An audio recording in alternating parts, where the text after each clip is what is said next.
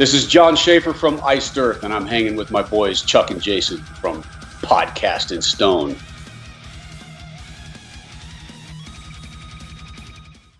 Ladies and gentlemen of the Iced Earth community, welcome to Podcast in Stone, the only podcast dedicated to iced motherfucking Earth. This is probably the most special episode for us. We're like losing our minds, but we are joined with the man himself. He is Iced Earth incarnate. Please welcome Jon Schaffer. Hey man, how you doing? I'm doing good, guys. It's good to be with you. Thank you very much for your time today, Jon. You're welcome. And thank you for what you do and for being, such dedicated diehards of the band. It's awesome, man. I appreciate it. We all do. Great. I'm gonna kick off. You were in support of Incorruptible. You played some summer festivals. Is that correct? Yeah. Yeah, that's right. As you've got a career that spans like 27 years now, how hard is it getting to compile a set list that equally promotes the new material but also shares the older material as well? It's been a challenge for actually several album cycles now. And the thing is, when you're doing like a festival season tour, you're dealing with varied set lengths. One festival we may do 70 minutes, or we maybe do 90 minutes, or we may do 45. It just depends on how it's booked. And then so you run into that scenario. What I typically, in a festival setting, when we have a new record, I don't like to play too much brand new stuff, especially if the release just happened, as it did this past summer, because as strong as the material is, it's still new to people, or some people haven't heard it at all yet. So if you do too much, then I feel like you can kill the vibe of a festival setting. So you want to keep the dynamic up by playing those classic tracks that people have been hearing for a long time, and then mixing a few new ones. So we kind of made the choice pretty early on to only do Heathen, which we did open with before the album was even out on the Headbangers Ball tour of Europe in, December of 2016. And but then we did that again, and we did Seven Headed Whore on the festival run. But then when we start our proper headline tour in 2018, that's going to be, I think we're doing at least 7 out of 10 songs live of Incorruptible. Wow, nice. And we're going back into the catalog and digging into some stuff that we haven't played in a long time. And some of these guys have never played it live. So it's going to be I think it's going to be a treat for everybody. It's going to be a pretty special tour, and we're excited about it. The band's definitely re-energized, and I think you can feel that in Incorruptible and with the shows. And I think it's pretty evident for people that pay attention the bond that the band has, and that comes through on stage, and it comes through in the interviews, and you know what I mean. They just can tell there's something really cool going on. And I've been doing this a long time, so I can tell when you have that chemistry that's firing on all cylinders. It's a great thing. You just mentioned going back into the older catalogue. There's always, especially in our little community we've got on our Facebook group, there's always people just going, all these deep cuts. Like, I'm just going to throw some out: Mystical Ends, Depths of Hell, Curse the Sky, Life and Death. All these deep cuts that not many people talk about those songs, but they're slowly popping in conversation. Like, I want to hear this live, I want to hear that live. Do you take a lot of fan requests into consideration when building a set list?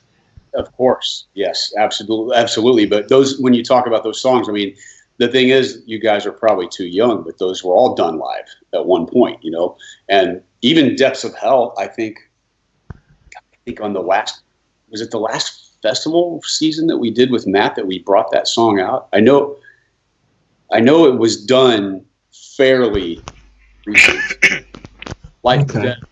And it's funny you mentioned Curse the Sky, because I was actually thinking about that for this run. But I don't think we're going to. I'm sorry. But that is my favourite song off the first album. So I would really like to hear that. Especially I would like to hear Stu sing it. He would be. He'll destroy it. He'll do a killer job on everything. He's an amazing singer. So it's we have a lot of plans, man. And the problem is, there's that whole human factor, and we can't play for 4 hours every night. So you get no matter what we do, there will always be people upset that we didn't do this song or that song. It's just the way it is, the nature of the beast. When we did that Live in Ancient Corian show, I think we played for 2.5 hours or 2 hours and 40 minutes or something, and it was 104 degrees at night. Okay, it was fucking hot, man, and we still had people complaining. Like, come on, you know. But it's cool. It's, you know, what's awesome is that there's so much passion over the span of the catalog. You know, it's a gift. It's a blessing. It's really an awesome thing to have that kind of love from the fans. You know, there's a lot of bands that have 1 or 2 records in their career that people really love, and then, you know, that's what the people want to hear live. But we have people that, from the very beginning until now, there's song, at least if the record's in their entirety, there are songs that really hit people on a certain level, and, you know, we try to take that in consideration. But it's like a lot of the people always want to hear Dante's Inferno, but that's 17 minutes long. And when you realize how much of a set that one track actually eats up, you know, you can't do it all the time. It's just it's not fair to the people that want to hear other stuff. And so, you know, I mean, we did it on Dystopia. We did it on that whole world tour. I think we did it like every show, but that's the most recent that one's been done. But yeah, you know, yeah, we had Stu. Go ahead. We had Stu on last month, and he mentioned doing Gettysburg, and we were, you know, that stirred up a lot. We would love to hear the Gettysburg Trilogy live. Yeah, but we understand that you can't always do every epic, you know. It would be, I've been talking for years about doing a tour of just epics, and that would be the kind of thing that you would have to do. But whether we do that in the near future or not, that's something else. Gettysburg would be, I'm totally open to doing it. I would love to. But it's 32 minutes long if we do it in its entirety. So we talked about doing Hold at All Costs and High Water Mark, but that's not going to happen this time because now we have Clear the Way to do, and we are going to do that live. So, you know, I think it would be a little bit too much of the Civil War thing in one show. Right. You know, and there's a lot of work to be done to do Gettysburg. I mean, that's like, because we have to play the tracks in order to have the orchestra. That's one of those songs that it wasn't an aside. You know what I mean? That stuff was composed with those parts and those melodies and all that shit in mind. So you can't, if you delete the orchestra from Gettysburg, I think it's going to feel really boring. So we do have to play to a click track with the 65-piece orchestra recorded and all of the cannons firing and all that stuff, which is what we did back in the day. But that requires a level of rehearsals that's pretty intense. Not that we're afraid of that, but when we have all of this other stuff that we're wanting to do and we're here to promote a new record, it chews up a lot of time, because when you start that 32 minutes of music, you can't fuck up. It can be, it's disastrous. When you're playing with tracks, man, you can't fuck up. There's no room for error. I mean, little mistakes, okay, but, you know, if Brent, you know, he's the one that if he gets off and misses a verse or something like that, you can't recover because the orchestra is carrying on, you know, and it can get so it just requires, we're not afraid of that, and someday it's definitely going to happen, but it's going to take a level of rehearsal, and it should be to me, it would make sense to do it at a time when it's like a filler show kind of thing, because we're out promoting a new record right now. We need to focus on the new record. If we come back, and we will, on a second cycle of Incorruptible, and we have some pretty special plans for that, also including re-recording stuff and promoting that, then that's the kind of time where it's cool to bring out something like Gettysburg or some of these things that you guys are talking about, because then we can dedicate, we don't have to focus on the majority of the Incorruptible record. And we wouldn't normally do that on a typical album cycle. In the early days, yes, because that's your material. But as the catalog grows and grows, you have to select parts of it. And there's a lot of different factors that come in. Of course, the fan feedback is the number one thing. You know, we hear from fans through interaction at meet and greets and VIPs and that kind of stuff. And now with the technology of the internet and Facebook, we can see what people are saying whenever management or whoever's running social media puts a question up, then we can see that there's what the feedback is. And that gives us an idea. But the fact is that the Incorruptible album is so strong as a whole, and we love it. I mean, we haven't even played some of these songs together as a band yet. Most of them we haven't. So we've got our work cut out for us anyway when we get together and rehearse in Germany in a few months, and that's where the focus needs to be. I can't hit everybody with nor myself with too much, because it's not like the catalog has it. We're talking, as Jason said, 27 years of putting out records. That's not counting, the years that it took to get to the point where the first record came out. So there's a lot of material, tons just since we started recording records to try to remember, to try to, make it count, to believe in it when you're playing it. And, and then you've got all these other new guys and young guys. And, so it's a lot, but right now the main focus, Incorruptible and classics that the band hasn't played for a really long time. So going to be a good show. I'm going to just go on to something you mentioned leading up to the debut album back in 1990, just for bragging rights, because John's going to hate me for this, but they're talking about something like this, the Enter the Realm demo. Awesome, man. This is my holy grail of my collection. It should be. I paid too much money for it, but since it's mental. Since I bought this, it's tripled in price.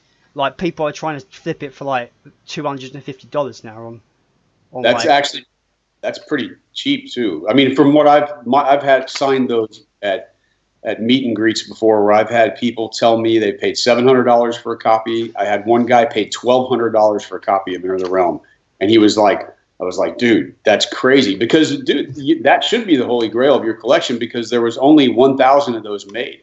I had them manufactured, and there was 500 of them were sent to basically any record company I could find, any management company, any magazine all over the planet. It was every week there was a mail out going, and 500 copies were used for publicity, and then we sold 500 copies. Well, I mean, there was probably 50 or 100 for friends and for guys in the band and stuff, but there's not many of those. So that is I don't think you're going to find anything in the entire Iced Earth catalog that's that limited. Speaking of signing it, if you are doing VIP when you come to the UK, you are signing this, sir. Please. I'll certainly sign it for you. I don't know if we're going to be doing it, but you don't worry about that. Yeah, we can make that happen. That's easy. Anything you want to do? Maybe next part, Chuck. I've asked quite a lot. Is there any chance that the Into the Realm would ever hit vinyl with the original cover? Yes. Well, with the original cover, that I don't know about, because it would probably look shitty, because it would have to be taken from the cassette. There is no the kid that did that. His name is Brian Rathert, and I don't think anybody in the old team has seen him since then. And I don't have the original. I never had it, so I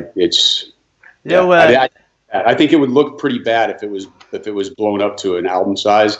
But what I could see doing is getting Tattoo Dave to redraw it so that it stayed pretty true to the original thing, and then have Roy color it. It's not going to be the same. There's no way. But it would be okay. And yes, that could happen. That could definitely there's a demand for it. So we've been actually talking about it recently. Okay, great. I will buy it again. I have no regrets to buy it again. No, but that's the thing is, what you have there is the real deal.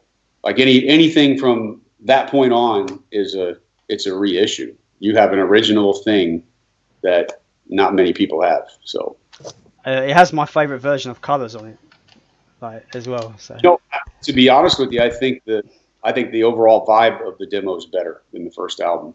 I think it has more, like, the production is cooler, and it just has more of a raw feel to it. There's something that I like about it better. Obviously it took a few records to figure out what we were doing in the studio. I mean, there isn't like, you're not born with that. You have to go in trial and error. And when you're dealing with pretty shitty budgets to record with, you have to make it happen. So it takes experience. And even if you think that you're doing things better, sometimes you're not. And sometimes you don't even know that until hindsight. So, I mean, I think the first album is cool. There's no record in our catalog that I hate. There's some that I don't like nearly as much as others. But, that's also, I think that would be anybody, if you're going to be honest, would say that about their catalog, especially when it gets as extensive, because you have ups and downs in your career. You have ups and downs in your personal life. And if your art is honest, it's going to have ups and downs too, because it's a direct reflection of what you are, what you're going through. It just is. Speaking of, you're saying that you don't hate any of your back catalogue. I think it's quite, you can correct me if I'm wrong, but from what I've heard and people's been, what's the grapevine is telling us, that you don't really have much of you're not too happy with what Burnt Offerings became. That's true. I think there's some high points on it. It was a frustrating period leading up to it. Right. It was a frustrating period during the production, from the minute that we started recording drums, lots of problems, till the point when we were in the, I think we might have been in mix or just getting ready to start when Tom Morris's wife got killed in a car accident. And it was just like, it seemed like there was a black cloud over that whole period. And that for me is not something that brings back pleasant memories when I think about that record. It just doesn't, because an album, it should be fun to make. And in the end, when it is fun, everybody can feel it somehow. They aren't going to know that what was fun about it, but there's just a vibe. And Burnt Offerings is a cult. There's people that like the darkness and the heaviness of it, for sure. And it has a cult following, but it is not a strong selling album in our catalog. It's just this cult thing that people are very passionate about. But when it first came out, it was a total flop, and I think it just had something to do with I really feel like it was just, I'm not happy with some of the arrangements on there. I think there's cool parts. I think when the time comes that I dig back into that record, and that is going to happen, I will like it a lot more than I do.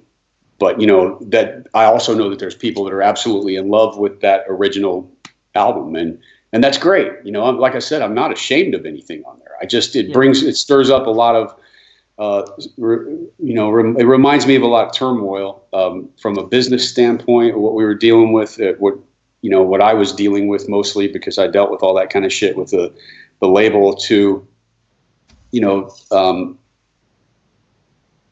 difficult situations in the studio. And then Tom's wife, who I love dearly, she was at my wedding, you know what I mean? Getting killed. So it's just like, it was one of those things, dude. And there's been some periods like that in the history of the band where heavy stuff goes on, because life gets heavy sometimes. And when you're under contract and you're committed and time, and getting into a record is, especially then, it's different now with me having Independence Hall and being free and independent and being in much more control than ever before. But you're under the gun. There's still always going to be a level of pressure, even going forward.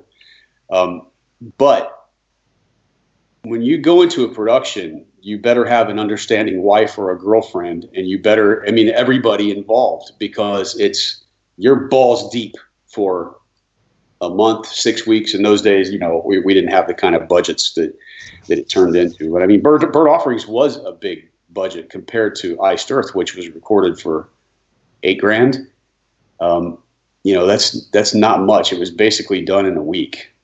And then Storm Rider, we doubled the budget nearly. It was 15, I think. And then Burnt Offerings was our first 48 track, $30,000 record. So, and that was a big deal. And that was another thing that was frustrating to me, is all of the issues that we had. And I wasn't getting the tones that I wanted. And even during, I love Dante's Inferno. I think there's some great moments, man. I think there's a climactic part in what is it? I think it's Creator Failure towards the end of the song, where it just gets heavy as fuck, and Matt does this wicked scream, and there's some really high points there. It's not that I don't hate. If I said I hated that record, it would be like saying I hate one of my children. That record is a chapter out of my life. I just don't like the feelings and emotions that it stirs up. So let's put it that way, because there was a lot of negative stuff. But I know for my own peace of mind, if I was to dig back into that record and work on the things that really bother me, not only in terms of production, but performance and arrangement things, just little things, that it would sit a lot better with me, you know? And again, as a fan, do I want Iron Maiden to go back and mess around with Number of the Beast, or Metallica to change Ride the Lightning, or Sabbath to change Black Sabbath? No, I don't, because I love them the way they are. But, you know, there is going to be we're going to dig back in to the catalog, and we're going to do some re-recording, and we're going to do it really, really cool with the muscle and the talent that's in the band now. And I mean, everybody, and that's not a dig at anybody, because have worked with amazing people through my whole career, and everybody's contributed. You know, even if somebody hasn't necessarily written songs, they're contributing, of course, because they're performing, and those are two separate things. You know, sometimes the line gets blurred in the artist's mind of the difference between performing and the difference between writing, but there is a big difference, and everybody has done the best that they can through the entire catalog. And it's great. There's been contributions from all. So I'm not one to sit back and say that I wrote everything and I do everything, even though people have accused me of that kind of attitude. That's not the case. Am I the chief songwriter? Absolutely. Am I the driving force of this band? Absolutely. And anybody that's worked around it knows that. And if they say anything different, then they're just lying, you know? So it's just, you know, it is what it is. But it's my, it's for whatever reason, this band I've been married to it since the concept was brewing in my mind when it started off as The Rose, which for a very short-lived time, and then it became Purgatory, and then it was Iced Earth ultimately, and I've been completely married to it, completely committed to it since its inception. So, and we're very thankful for that, because, like, you know, we love all the albums, we love the music, and, you know, it speaks to us as well, you know. Cool. Changes our lives and stuff, you know. I don't think I would be the same person without Iced Earth in my life, you know. Well, I hope that's a good thing. Yeah, it is. It's a good thing. Yes. Cool, man. That's awesome. I mean, it's on my side. It's good to hear that, and I hear a lot of stories from fans, obviously, you know, that have gone through a lot of shit and that have had the music has kind of helped empower them through some hard times, and makes it all worth it, man. It's good. Very cool. Can we touch on the rights issue? Is that okay? Yeah. What do you mean? What we talked about? Yeah. You mentioned before we start recording that you don't have the rights to the old catalogue, which is a shame. I'm quite upset by that. But it's like you said, it's one of those things in the business, I suppose, that can't change. So, you know, the thing is, man, I will never own the masters for Century Media and stuff unless all of a sudden they develop a conscience and say, this Jon should own these masters. And believe Sony Records did not buy Century Media to start giving artists their rights back. So it's pretty unlikely. And, you know, it's business. And dude, hey, I signed it. We all signed it. The original 5 guys from the first album, we all signed a very horrible contract. I just finished it. You know what I mean? I went pushed through to the bitter end. And the difference between, I can say, there's some things I don't want to get into with this, but the one thing I can say is that I was made to sign an agreement in addition to the initial contract where Century Media would have owned me individually. So the other guys were in a situation where if they left the band or were fired from the band, Century Media would have got first dibs on whatever project or whatever future thing they were going to do. So they had, you know, whoever was out of the band had the opportunity to make records. They were still under contract. If they didn't get the release papers, then they may still be under contract for all I know. I don't know. That's up to an individual to chase that and to be, you know, They signed the contract. They didn't sign a contract with me. They signed a contract with the record company. But what I had to sign, because they knew that I was the driving force of the band, was that if I disbanded Iced Earth, then they owned me individually. So no matter what I would have done, like no matter if I would have started any other project, they had their claws in it. So I had to see it through to the end. You know, I didn't have that option of saying, okay, this is so fucked, I'm out. I'm going to start something else. It would have just been like, finish it or quit, you know, and that was the deal. So I didn't have the out that the other guys did. Whether they even, you know, they knew it at the time, but whether any of them chased it and got those release papers if somebody did a demo, handed it into Century Media had the option to release that, sign that, they had the first right. And then if they waived it, then I would hope that they didn't want the product, whatever it might have been, then I would have hoped anybody that had done something like that got their, you know, formal release papers, because they may still be under contract. You know what I mean? Not that it really matters if they're not going to do anything professionally, but it's, you know, it's a looming question. I was talking to Gene about it this morning, actually. So he was like, whoa, you know, and it's one of those things that you realize when you deal with it constantly, and I have through the years, how ugly this business is. And when we talk about the future for Iced Earth and the model that we're going to build for ourselves, I mean, will I start a record label? Yes. Will it be a record label that signs bands? No. It's going to be a record label that will deal specifically for Iced Earth and for the projects that I'm involved in. Because through the tenacity of doing this for so many years, I've been able to build a brand, and I can protect that brand from this day going forward in a way that I've never really been able to before. If I was going to start a record company to sign young artists, the only way that I could profit is by fucking those artists over. Because the problem is now that the music industry, the way you sell music, has collapsed so much. Physical sales are down in everything, you know, whether CDs are really on the way down. Vinyl, fortunately for Iced Earth, we've had every album we've ever made has been on vinyl. And the sales since probably, I'm going to say 2011, it seems like there's a trend where vinyl sales are actually going up. It's not enough to save the music business as it was. But it is cool that people are, for one thing, rediscovering it. Their interests are getting into it. They're realizing how cool it is. That's great.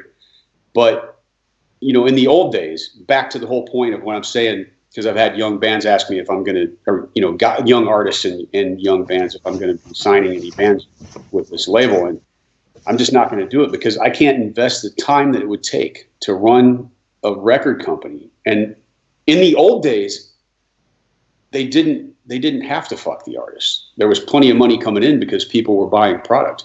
Now, the majority of the income is coming from streaming, and that's a fraction of what it used to be.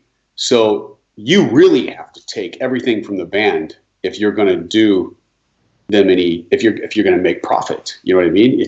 Or you have to sign 100 bands with a pretty shitty, mediocre deal. And how are you going to staff all the people it takes to do that? You can't.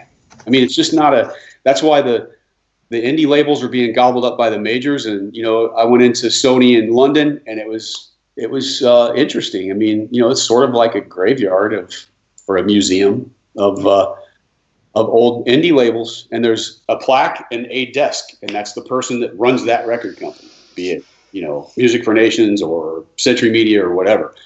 And that's what it's like, man. So, you know, when you're talking about a company that used to staff 50 people or 100 people or whatever, now it's one dude handling an entire UK market, for example. And that's the shitty thing about where it's all headed. So these big companies just want to control catalog. They want to, you know, it doesn't like when Sony bought Century Media, I didn't think it was necessarily going to be a good thing for us. Some people are like, oh man, that's cool. I'm like, I don't know how cool that is, because, you know, at least when you're dealing with a small company, you know, most of the people at Century Media, and not that they're small, or Nuclear Blast certainly isn't small, they're the biggest in the world, but you have people that they're the biggest indie in the world. But you have people that work there that are passionate about metal. I mean, that's the reason they're working there. But when you get into these big giant corporations, you're getting into employees that are there. You know, it's a different thing. I mean, some of them, of course, are passionate about music. That's why they followed the industry. But it's a whole different world in the corporate scheme. And for me, the only thing that I'm interested in doing is, in terms of a label, is, you know, it doesn't mean that I'll never work with a record company again, but it's never going to represent anything like it did in the past. It's not going to look like that. It would be as a distribution deal only, or, you know, there's different concepts right now. It is literally like the Wild West in terms of how an established brand, which is what Iced Earth can go forward and do business around the world. There's a lot of different options, and that's why we're not going to decide on anything right now, because Incorruptible's only been out for a few months, and we can easily wait a year or a year and a half before and in that time, you'll see the physical market will crash at least another 20 or 25%, and you'll see more labels go out of business, and you'll see more retail stores go out of business, and it's changing, man, and it's changing rapidly. And it really started happening around 2008. That's when you saw, I mean, Lars Ulrich warned about this a long time ago, and he was right, and I knew he was right. But this, and again, it's a double-edged sword, because it can be very good when you're in my position. If you're in a position of a very young band, I mean, it's never been easy to do this, but I don't even know how they're going to get started, how a new band can actually do something and turn into something big without just being completely raked over the coals. I mean, there will be guys that figure it out, trust me, because that's the way humans work. You know, when shit gets bad, we figure out a way. But I just don't know what it's going to look like. Nobody knows what the new model is. So what I'm getting to is, the only thing that I'm concerned with is preserving my brand in the projects that I'm in, and how am I going to push forward so that the people around me are taken care of, myself is taken care of, the people that I'm in business with, and obviously my family and these people, so that we can survive through and thrive, not just survive, but thrive through the changing world of the music business. So it's an exciting time. I'm not afraid of it. I'm looking forward to it, because it's really cool to be in this position to watch these people that used to sit back with this smug arrogance, thinking that because their particular label or brand was on a record, that it actually matters. They don't write the songs. They don't produce the records. They didn't do anything. The old record company model was basically a loan from a bank at the absolute worst interest rate imaginable. That's what it was. That's what the old business is. And these people now that took advantage of artists, maybe they made a shitload of money in the process, but a lot of people now are losing their jobs. Unfortunately, there's a lot of good people that are losing their jobs too, that actually had all their hearts in the right places, lower level kind of stuff. But they see these executive types, they see their model collapsing. And I sit back and go, karma, motherfuckers. You know what I mean? Because it's our time now. Yeah, you sound about young bands. It's quite apt that you say about, you know, it's going to be very difficult for young bands. I'm in a very small band myself, and I'll be talking to my guitarist, and he'll say no, we're never going to be massive. We're never going to be able to just do music as a sole career. That's near impossible now, due to the way things are.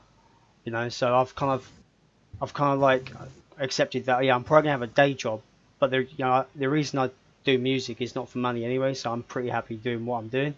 But I understand what you mean, where it's just getting even more difficult for small bands to really kind of get out there, and if they want to make a living out of it, it's kind of difficult. Yeah, well, but the thing is, willpower can achieve almost anything. Trust me when I tell you that. And you might have to weather the storm. I wouldn't give up. I would just say be prepared for anything, because it's not going to look like it used to. And I'm not even sure that I would make the goal. Like, it wasn't really my goal to live from music. It became apparent that, oh, wow, I've devoted all of my life to this. I better do something, but I didn't start making a living from music and it was a very meager living, but until the end of the Dark Saga album cycle, I worked a full-time job. In between tours, I'd have to quit jobs to go on the road, and we didn't even tour that much back then because basically the only place where things were happening for us was Europe. And now, Iced Earth it's global. So, I mean, it's not just confined to Europe. So, I'm not saying I don't want to discourage people from following their dreams. Just get ready for a fight and be willing. You can achieve anything. Anybody, you can always, it's easy to be that person that comes up with excuses as to why they didn't make it, why things didn't turn out the way that they wanted in their life. That's fucking easy. I mean, you can be a miserable prick for the rest of your life if you want to live that way. Or you can take the bull by the horns and kick it in the fucking balls and say, no, I will not submit. You have choices, and believe me, if you're focused and dedicated, whatever it is that you want to do in your life, it's not just about bands, it's about anything you set your mind to, it can be done, man. The universe will provide. If you're that committed and that you're dedicated and you're honest and pushing forward, it's all possible. Believe me, it really is. That's words to live by, man. Words to live by. Hey, I've lived it, dude. I know. I mean, I've lived it, so I know it can be done. We're gonna move on to. I have a question. How does it feel to be looking to the Demons and Wizards project after like 12 years since Touched by the Crimson King came out in 2005? That's a lot. That's a long time between records. It is, man. It feels awesome. I've sent Hansi 3 songs now, and we're early in the stages because right now, man, I wanted to focus on it more, but digging into, the operation that I built here it's quite a lot. And really from the time that the studio was workable, I immediately went into that, and I have not focused yet on our warehouse and office area. So it's a freaking mess. There's shit stacked everywhere. We still have, we have one storage facility in Germany for all of our stuff, and that's going to stay that way because that's for Europe. But and we have one in Indianapolis as well. And I've got to get everything consolidated and organized before the guys show up for the U.S. tour, which is going to be announced soon for February and March. And I need to get that out of the way because I know myself well enough to know that if I really start digging into Demons and Wizards at this moment, I won't get it done in time, and I have to focus on this. So I've got some, and it'd be great if the guys in the band lived close. I mean, Troy lives close, and he's given me a hand a few times, even though he's not in the band anymore. He's still a brother. But the other guys are like spread over the freaking planet. So I got friends here that have helped me, but so much of it is stuff that I have to do. It's like a hands-on situation, getting it consolidated, getting things in order enough. I mean, I'm going to get Brent up here early before the tour happens so he can make sure that the touring kit's in order and all that jazz. But really, what my goal is I have to get it in order before I take off again. So I'm expecting, I've been cataloging riffs. I've sent Hansi 3 songs that have pretty cool arrangements, but I have not gotten into that point where I'm like totally obsessed with my parts and going, 16 hours a day, which is like normally what happens once the switch gets turned on. So I got to kind of be careful of that right now because I do have a job that I need to do before I start that. But we're not in a rush, but we are doing it. We're committed to doing it, and we're going to do it in the holes of our schedule. So Hansi's, he's working on the classical record right now. They're actually doing a bunch of construction work at the Twilight Hall at the moment. So he has a little bit of a break. He was asking me, 2 weeks ago for this other song that I had for him, and I said, okay, I'll send it to you, because I said, yeah, I got another one ready. I'll send it to you whenever you have time. He ended up having more time because their construction's taking longer than they thought. So, he started working on that. He loves it. I haven't heard anything from his side yet, but it is gonna happen. There's no question. It's just how does it feel? Awesome. I mean, Hansi and I, we don't see each other that often, but we always see each other when I'm in Germany. Unless something really goes wrong, if he's on tour in some other country or whatever. But if I'm within, a 2 or 3 hour drive of Krefeld, he's going to be there, and if I have time off on a promo tour, if I get a day off or whatever, I go to his house. So we always spend time together when we can. He's, one of my dearest friends in the world. So, but doing music together, it also happened by accident, and we created this beautiful Frankenstein that people, I mean, again, man, it's like this. I'm blown away by the devotion. There's not many people that can say they have a project like Demons and Wizards. You know, we didn't even tour on this. Haven't done one in 12 years, and we only did a handful of shows in Europe on the first album. And people still, it's like one of the top questions I get in every interview that I do, and the same for Hansi. I mean, how many people say that? That there's that much passion after all these years when it was never even really gone out, and neither album was toured on heavy. You know, it was just but I mean, we're very aware of how special it is and how much it means to people, and we're going to do it justice. Don't worry, it'll be cool. Excited about it. I'll be buying it day one whenever it comes out. I've got this interesting. I've got the first album on the cassette. Wow. It's an odd, like, Russian release. So it hasn't got the actual logo. It's just got some weird text. I just noticed it. I'm like, yeah. Also, as you probably can tell, I'm a component for, like, I do like cassettes. So I've got, like, every Ice Surf record on cassette. Oh wow, cool, man. So there is one that I'm a bit red flags are flying. Did the Glorious Burden come out on cassette? No, I don't think so. Well, I've got it, so I'm guessing that's fake, right? Well, let me see what's on the edge. It looks pretty legit, but I don't know. You never can tell these things. It does have the SPV logo on it. Let me see the back. The cassette kind of gives me red flags a little bit. Yeah, I don't know, man. Where did you get it? Is it still in the shrink wrap? Yeah, it's sealed. I got it on eBay. It's from Russia again, so I don't know. I bet you they bootleg the logo and everything, because I never saw that. And, you know, in my contract, they were supposed to give me copies of everything manufactured. And as far as I remember, it's been a while since that deal. But because when I saw it looked so good, I thought, oh, I need it. But no, dude, that's cool. If you collect them, that's fine. I don't have a problem. I mean, I can't stop bootlegs. We have an attorney that tries to deal with that stuff, but it's still, there's no way you can handle all of it. So, and it doesn't matter to me. Hey, one thing, I unboxed this. I wanted to show you, and I meant to grab it when we were talking about Dante's Inferno. This is the book right here. Can you see that? I don't know. Yeah, that's. Okay, this book. This version.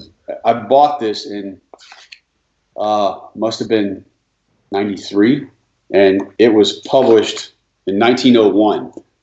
So this book was $50 for me in 1993, and I was a broke fucking musician. And I went to the Oldsmar Flea Market in Tampa, Florida, and I saw this book, and I just felt this power from it. I had never read it, and I started flipping through it and looking at the pages, and man, I was like, I know I'm going to get something awesome out of this. I got to buy this.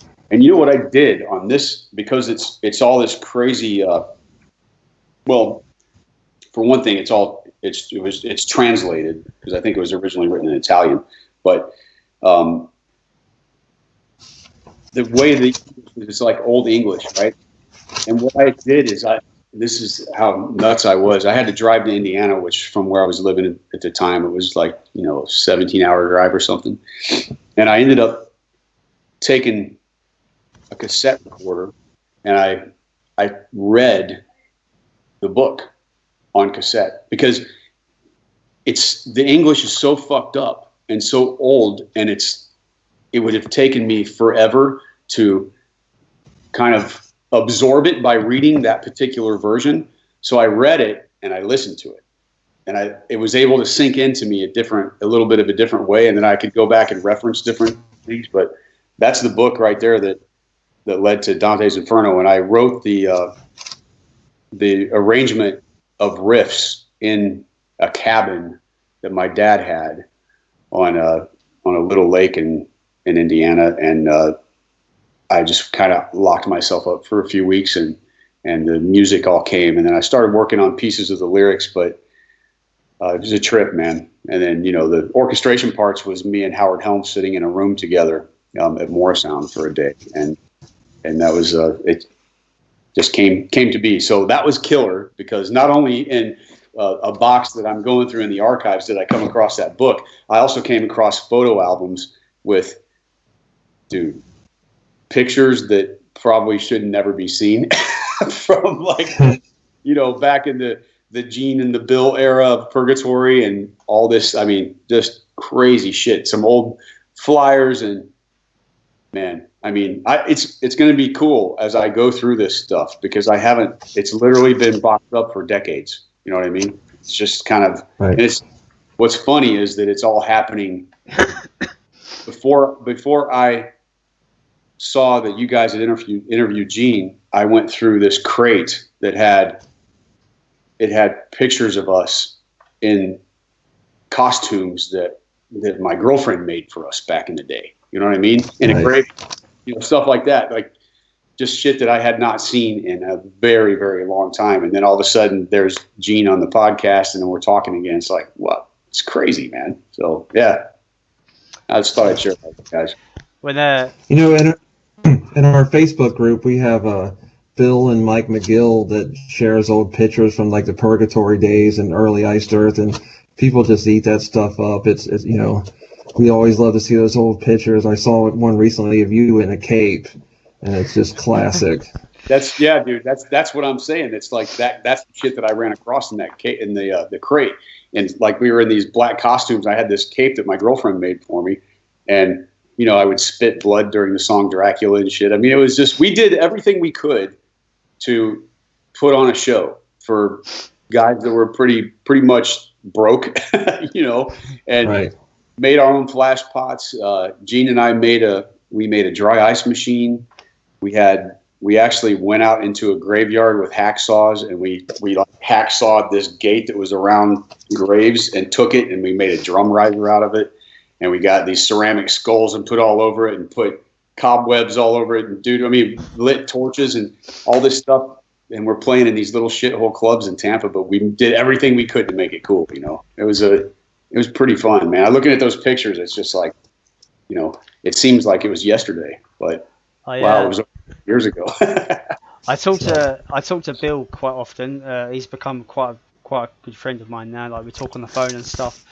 And he sent me some stuff as well. Like, he talks about the Purgatory days as if it's like the best times of his life. He really talks. He loves just to talk about that kind of stuff. And he sent me some photos of like really old photos, like from those days, like Gene, like stuff like that. Like, it's really cool. Like he seems to really like. I feel like it's nice to hear that he had a blast in that period of the bands and stuff, and like you guys were like a brotherhood. It was like a good time and stuff like that. We all had a blast. I mean, we were insane, man. I mean, you could like pretty much like a gang. You know what I mean? And to the point where you could say almost anything to us, but if you said something bad about the band, we'd be kicking your ass. It was like, and sometimes we were getting off the stage and fighting, and just it was crazy. I mean, we did so much shit, and we were talking about that when we got together in Tampa. I mean, I was laughing so much sometimes I had tears in my eyes, because it was just coming back, and we're all remembering these different things, and it was crazy. And it started before the Purgatory. The original Purgatory started in Indiana, and we played some high school parties. You know what I mean? It was me and Greg, and then a couple other guys, and we were terrible. I mean, dude, we were terrible. When you watch those old videos, Bill and Gene have been sending me links to these old videos, and I'm like, oh my God, it was cool. It was raw, but dude, that Apartment 66 video is great. I love that video. It's great. Man, I saw some of that. I haven't seen all of it, but I think Gene sent me that. It was either Bill or Gene sent me that. And God, man, I mean, it took me back to those days. Were insane. I mean, dude, seriously, we did some shit, and it carried on. It carried on. The insanity carried on for quite a while, but it turns into a business. When you start getting real about it, it does change. There's no question about that. It's not just like we're going to go and dude, we all worked hard during the day back then. Gene was a carpenter. Greg and I were roofers. We did hot mop roofing in Florida. Okay, that fucking tar is 500 degrees when you mop it on the roof, and you're walking around in Florida sunshine. And I would come, to practice with my skin burnt from the pitch asphalt, scabbed up and everything. But I never would stop rehearsing. I mean, we would be out in that sun all day and go home, shower up, and go right to the practice room and practice for 3 hours or whatever. We did that every night. And then on the weekends, we would party. We would party hard. But that was the kind of thing that we did. But it was a garage band. You know what I mean? It was always, I was driven like hell and had this vision that I was always chasing. But when you start dealing with the idea of a band going into professional recording mode and you're going to really start doing it, it changes. It's not, and then the funny thing is like at some point after there's a certain level of success reached, I mean, Stu and I get together and we behave exactly like Gene and Bill did back in 1985. You know what I mean? It's fucking, and that's kind of dangerous when you're my age. But that's the chemistry that we have. I mean, Stu's one of my best friends, and we just light each other up. And then we get, when we're on a roll and we decide to start partying, look out. We're notorious for. You start headbanging. You start headbutting each other till you bleed. Yeah. Told us. Stu told you. That has happened. we headbutt each other, but that particular night we were really kind of out of our minds, and yeah. So it's crazy, but it's the spirit, man. It just gets it going, and so yeah. But there will be. I've been approached a few times through the years to do a book, and I'm like, yeah, I'm not. It ain't over yet. That seems like that's something that to do like really at the end, and. It's not. We're not at the end. I'm not at the end yet, and it's cool that we have like all of these. I still have a lot of archives, even though the house that I first had in Indiana had a massive flood, and there was 5 feet of water in the basement. This is right after we finished tracking the Glorious Burden, man. So like my best guitars were down there, and there was 2 different drum sets and basses and everything. 5 feet of water, completely submerged. SVT cabinet floating, you know what I mean? And it was a nightmare. And so I think there was 26 guitars down there, and the really great ones were down low because I just finished tracking. So I had these things up on the wall, which wouldn't have mattered because they would have got wet anyway, but it was just that high. But a lot of my archives got lost, but I still have a lot, but I really had a lot before that. So it's cool that Gene and Bill have a lot of this stuff, and I'm sure some of the other guys do too. And then when the time comes, we can compile a book and do something really cool like that. But right. I'm not ready to do it yet because there's still a lot of work to do, and I still have the fire in my belly, and I think I'll know when that time for me anyway is. It's like I've made my mark. I've said what I have to say. I'm kind of done. And then I don't expect it anytime soon, but it's going to happen. And I don't want to. Right. I don't want to drag this down into the mud, by just doing really shitty records. That's no way. I mean, I want to go out with something really strong and say,